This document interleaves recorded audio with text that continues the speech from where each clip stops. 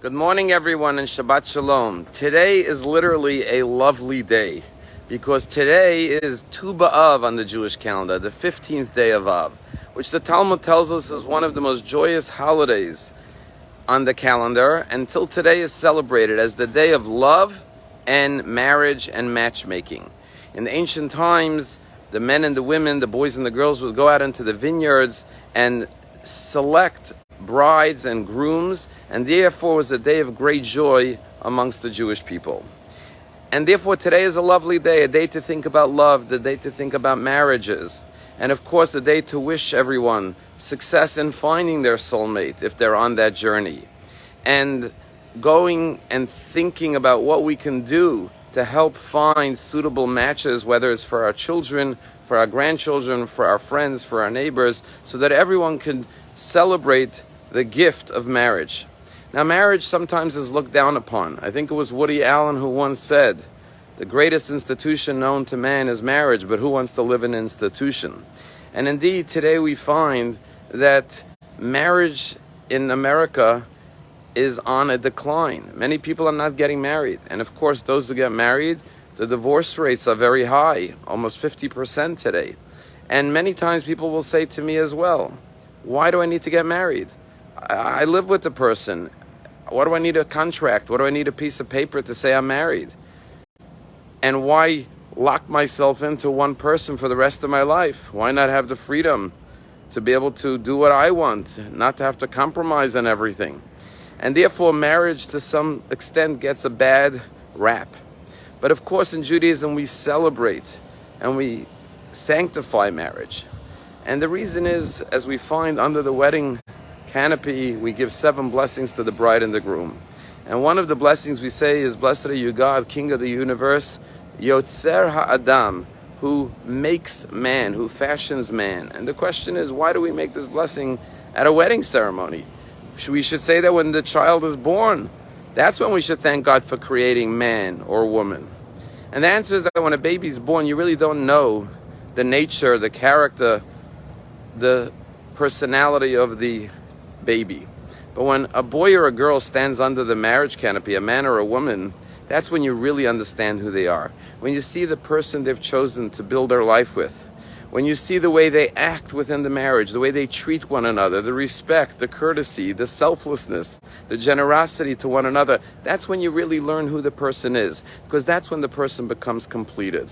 Because as the Talmud says, even before a child is born in heaven, it's predestined and arranged who their soulmate will be, who the other half of their soul is. Because in Judaism, a marriage is not 1 + 1, which equals 2, a collaboration. It's half plus a half, which equals 1. As the Torah says, a man should leave his mother and his father and cling to his wife and become one. You see, when you're a child, you are always receiving from your mother and father. But when you get married, you become a giver. And you learn to devote your life to another.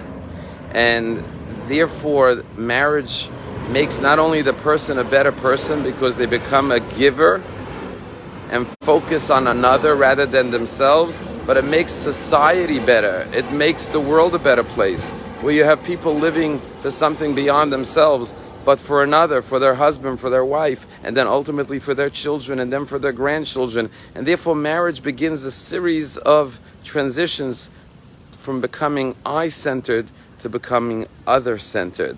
And therefore it benefits not just the individual, but the society, the community as a whole.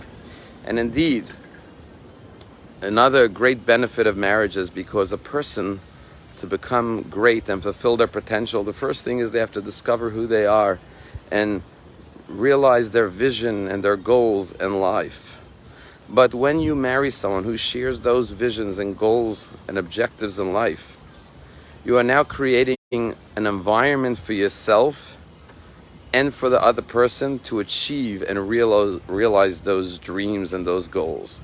Because they say, dreams are great, but if you tell your dreams to the wrong person, they will squash your dreams. And therefore, to succeed in life, you need the proper environment and encouragement. And marriage allows two people to provide that support and encouragement to one another. Tell a story about 2 boys who during the winter when the lake would freeze over, they would put on their skates and go ice skating on the lake. And one day they were going on the lake and the ice cracked and one of the boys fell beneath the water. His friend, who was only 11 years old, began to panic and he didn't know what to do. And he tried to save him, but he was underneath the ice. And he looked around and he saw a tree at the edge of the lake, and he skated over to the tree, ripped off one of the branches, skated back to the hole in the ice and cracked the ice all around it until he was able to reach down and find his friend and pull him out. When the ambulances came, they saved the boy's life, thank God. And one of the ambulance volunteers said, I don't understand, how is this 11-year-old boy able to rip a branch off a tree and break the ice and rescue his friend? And the other ambulance member said to him, because there was no one there to tell him that he can't. Often in life, the difference between success and failure is whether there's someone there to tell you you can or someone there to tell you you can't. And therefore, marriage allows the individual to devote their lives to another's and ultimately receive the greatest support and encouragement from the person who is your other half to enable you to succeed and realize all your dreams for yourself, for your loved one, for your family. Shabbat Shalom, everyone. And especially on a day like today, think of one person that is looking to get married and think of who can you perhaps suggest to help every person realize their dream of finding their soulmate. Have a wonderful day.